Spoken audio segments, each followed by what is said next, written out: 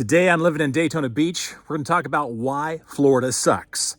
We're going to cover the population, housing prices, traffic, the weather, dangerous animals, irritating insects, natural disasters, and the cost of living. That all comes up right now.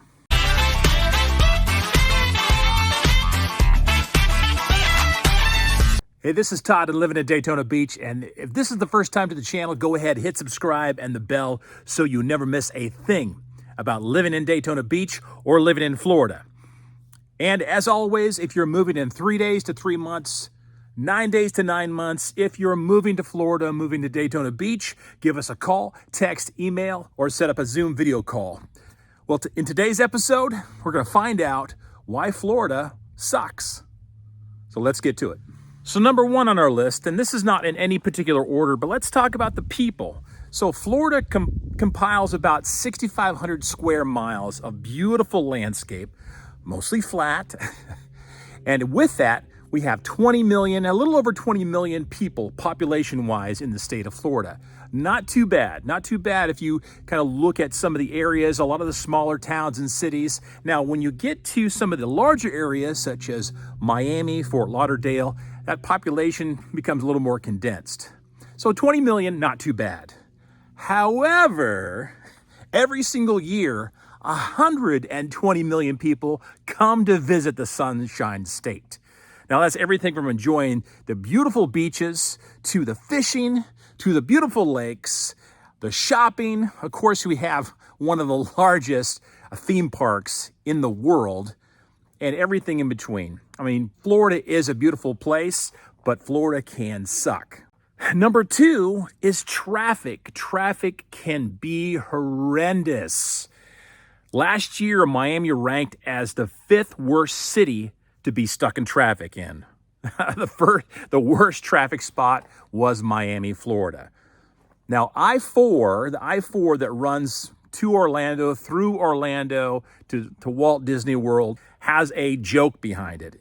Someone once said, Orlando, Florida is exactly 1 hour from Orlando, Florida. And all that means is you're going to get stuck in traffic. Almost every single day, there is a traffic accident or there's construction going on. So it's not unlikely you'll get on the freeway, you'll travel about 65 to 70 miles an hour for about 5 minutes, and then you'll almost come to a dead stop. Now, it's not uncommon from any other place, but it can really wear on you and your car if you think about the heat and humidity, which we'll get into later, getting stuck in traffic and trying to plan an extra 35 to 45 minutes so you can reach your destination. Now, I can speak directly to the traffic. I live in Daytona Beach, which is only 53 miles away from Orlando. And in most cases, it takes me anywhere between 1 hour and 30 minutes to 1 hour and 45 minutes to travel that 53 miles. So traffic, I know what traffic feels like in Florida. Number three, well, home prices. And we'll get into cost of living a little bit later on in the episode, but home prices have skyrocketed because everyone moves here, or at least everyone thinks that everyone moves here. In 2022, it was listed that over 700,000 people moved to the Sunshine State. Huge, right? However, with that, 500,000 people moved out of the state. And that could be for a variety of reasons. We'll talk about weather later on, but I can tell you that due to a lot of the weather issues, heat included, people just can't stand the heat and they want to get out. Aside from that, from home prices is insurance. Insurance has gone through the roof. Last year, it went up 42% for most people in Florida. That's a huge jump for most homeowners and just gets a little too intense for those to stick around. Another thing that sucks about Florida, number four on our list is the heat. It gets so hot in Florida, really, really hot. And when does summer start around here? Well, sometimes it starts mid-May and goes all the way until mid-September. So what is the temperature like? Well, on average through the summer months, the average temperature is about 91 degrees. Okay, not too bad. That's summertime. However, you have to factor in humidity. Did you know that humidity that's 80%, at least 80%, can increase the temperature from 10 to 12 degrees? So you guessed it, if it's 91 degrees outside, 80% humidity, you're looking at close to 103 degrees. That's really, really hot. Now the humidity, it stays up there. It can be anywhere between 80 to 90% throughout the summer months. It can make being outside almost unbearable. That's why a lot of people head to the beach, head to a place that can cool off, stay inside, where they can stay in the air conditioning. It's almost dangerous to be outside. And forget about wearing a t-shirt and keeping it dry. As soon as you step outside, you're soaking wet, you're dripping wet, and it makes going any place outside of air conditioning almost unbearable. Another factor, number 5 on our list of why Florida sucks, the weather, natural disasters. I can speak specifically because I was living in Daytona Beach, still living in Daytona Beach, but I was in Daytona Beach in 2022, September 2022, when Hurricane Ian came rolling through. Now, I can understand a hurricane, it's a serious weather problem, obviously. And we had wind, we had rain, we had water in the streets for 3 days straight. So we lost power. We were unable to leave our driveway. There was debris everywhere, but that wasn't the huge issue. Ian came through, wind and rain. Okay, lots of mess all over the place, but that wasn't the big issue. When it went out past us, out to sea, we had a tropical storm. It created a tropical storm, like within the next couple days. And that's when everything started to flood. We had 24 inches of water around our house. People were in kayaks going up and down the street. So natural disasters, they can be dangerous. If you have a hurricane come through or even a tropical storm, your streets can become flooded. You'll lose your power. You'll have debris everywhere. Sewers can back up. You'll have bad water quality. So you'll need to have bottled water and supplies on hand. If you need to keep things going electrically inside your house, you'll need a generator. You'll need a dry place to set your generator. And you'll need supplies set up to where you may not be able to leave your house for 3 to 4 days. You might actually need rescue. And the damage can be extensive. Debris can take weeks upon weeks to clean up. And if there's any damage to your home, if you're a homeowner, it can take almost a year or longer for insurance companies to step in and finally allow you to fix your home. Well, number 6 on our list is dangerous animals. And Florida has a few of those. Now, granted, it's not the most dangerous state. I mean, there's plenty of dangerous animals in different states, but we do have some serious animals here that you never want to cross paths with. Now, Florida is full of water. We're almost completely surrounded by the ocean. We have tons of lakes. So what are the dangers within the water? Well, you have alligators and crocodiles. Now, alligators, they will typically leave you alone for the most part, but they're everywhere. If it's wet, there's probably an alligator in there. What I can tell you about alligators is that they typically will leave you alone. However, if a female has babies and you get near those babies, it's not uncommon. I have heard stories. It's not uncommon for a female alligator to attack you if you get too close to her young. Crocodiles, a little bit different story there. Crocodiles have a grudge against humans, against almost everybody. So if you're in a location such as the Everglades and you decide to go, I don't know, kayaking in the Everglades, don't be surprised if you see multiple crocodiles that start out on the shoreline and end up in the water and will come directly over to you.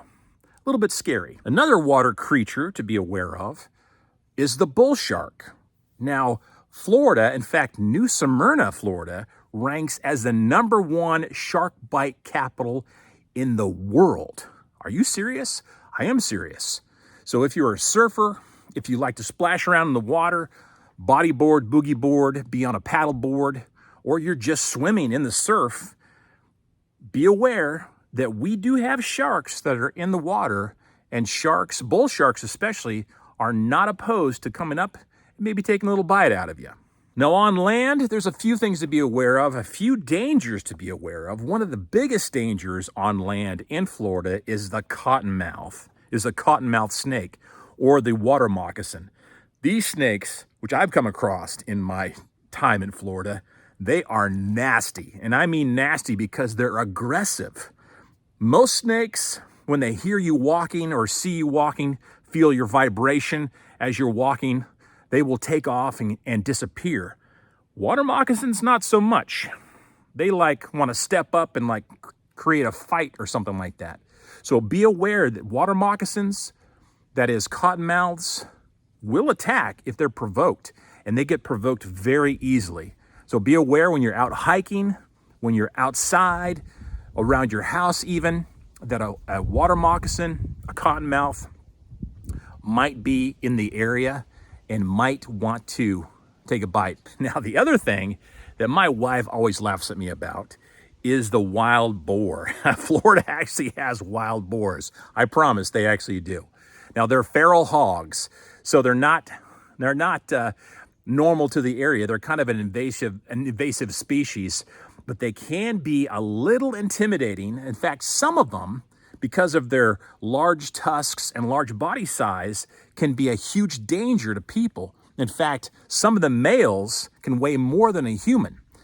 But the most dangerous are the females. If the females have small piglets, they'll get very protective and they are not opposed to attacking you. Again, obviously, they're a huge land animal and it would take a lot to get kind of cross paths with this type of animal. You have to be outside, hiking someplace. But again, Florida is a beautiful spot, beautiful state. A lot of people do visit because of the beautiful nature and hiking capabilities and availability. And it's not uncommon. You could cross paths with one of these wild hogs. Now, what about bugs? Bugs can make Florida really suck. There's over 14 varieties of insects inside Florida. But there's over 1,400 bugs in Florida, and some of them you really have to watch out for. Number one on the list is the fire ant. Now, fire ant, again, is an invasive species to Florida, but fire ants are deadly.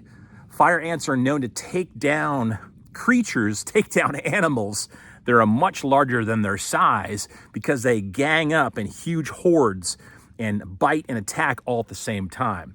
Now, this is especially important for anybody that might have an allergic reaction already to a bee sting or any type of insect that bites. If you are prone to that, you have to be aware that fire ants can cause the same allergic reactions as a bee sting. Number two on the list, with the one that I hate, are mosquitoes. I mentioned before that Florida is covered with water, and it is. I mean, there is a lake on every corner. But mosquitoes are literally everywhere and in Florida all the time. We do have wintry months, but that is not even close to enough of a cold spell to kill off mosquitoes. So you'll have mosquitoes all year round. Now, mosquitoes are dangerous. One of the biggest dangers, some of them can carry the West Nile virus. Number three on our list actually is just found in Florida. That's the red widow spider. Now, typically we'll hang out in pine forest areas, which we do have a lot in Florida, but it's the only place that a red widow exists is in Florida. Now, why is it dangerous? If it bites you, which does happen rarely, but if it bites you, it can cause severe muscle spasms. Number four on the list for just horrendous bugs in Florida is the buck moth caterpillar. Now, this thing, it looks cute on the outside. It's fuzzy. It's got little spiny things on its body. It looks cute. But it's very deadly. The spines on the thing are deadly. So if it brushes up against your skin, it can cause allergic reaction. In fact, it can cause anaphylactic, which can close off your airways and steal your breathing. It can kill you within a matter of minutes. especially if you're prone to allergic reactions. So be aware, something may look cute and fuzzy and spiky on the outside. It can be very, very deadly. Last on our list for why Florida sucks, and it may not, all the stats that I share here may not show exactly how bad it is in Florida, but we're going to cover the cost of living. So number 8, cost of living makes Florida suck. Here we go. According to bankrate.com, the median rent found in Orlando, Florida, is a little over $2,100 per month. In Tampa, it climbs up to about a little over $2,200 per month. And in Miami, you're looking at a median rental price range of over $3,000 per month. And these are all notably higher than the median average range, the median range in the other parts of the U.S., which are about $1,900 for median price range for rentals. The median price for a home in Florida as of 2023 was $410,000. That means on average, a person would be spending about $2,073, $2,075 per month. Now that does not include property taxes or homeowners insurance. Now what about gas prices in the state? Well, they're not horrendous. They're actually kind of on par with the rest of the U.S. But for a single person, one person, transportation costs for the year is going to run you about $5,500 per year. What about taxes? Now, does Florida suck on taxes? Well, they don't have any income tax, which is a good thing, but they do have a sales tax. That sales tax is 6%. And that 6% is a little higher than what you're going to see across other parts of the U.S. Now, with that, you're going to have some areas, some cities are going to charge a little extra for city tax and whatnot slapped onto that.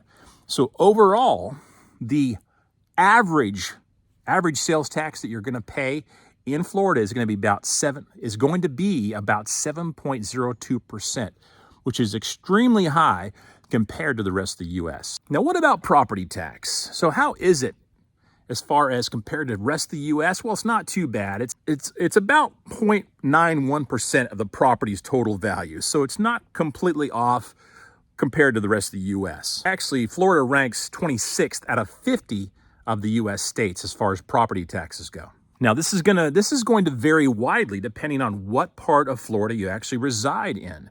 Now, the southernmost part of Florida, your property taxes are going to be a little higher. The more north you go, usually the property taxes will go down. So it depends on where you live in Florida. Now, what about the state's employment? The unemployment rate back in 2023, it was at about 2.6%, which is actually fairly good. That 2.6% is almost a whole point lower than the national average of unemployment for that same year. And of course, the top employers for the state of Florida, Publix grocery stores and Walt Disney World. And I know this video was all about why Florida sucks, but it gets you to think about, before you move to an area, you really need to find, first I think you need to find out what is the negative part of an area. And with that, you can discover if that's something you can tolerate. Everything from what's your transportation costs going to be? How does that compare to where you are right now? What about the things such as like animals that live in Florida, bugs that live in Florida? Can you deal with all that? Sharks in the water, whatever it may be. So this is Todd with Living in Daytona Beach. I hope this information was beneficial to you. My next video I'm going to put out is going to talk about the positives about Florida. It's not all negative. We know the Sunshine State, as I said earlier in the video, 700,000 people move to the Sunshine State on average every single year. Even though 500,000 move out, that means 200,000 stay behind because they love it, right? And Florida is a great state. The next video I produce, the next video I put out will deal with majority of the positive things of Florida. So stay tuned. If you are new to the channel, go ahead, hit subscribe and the bell so you know everything there is about living in Daytona Beach and living in Florida. And as always, if you're moving in 9 days to 9 months, 3 days to 3 months, if you're moving to Florida, give us a call, text, email, or set up a Zoom video call, because we will make your move memorable. I can't wait to see you at the beach.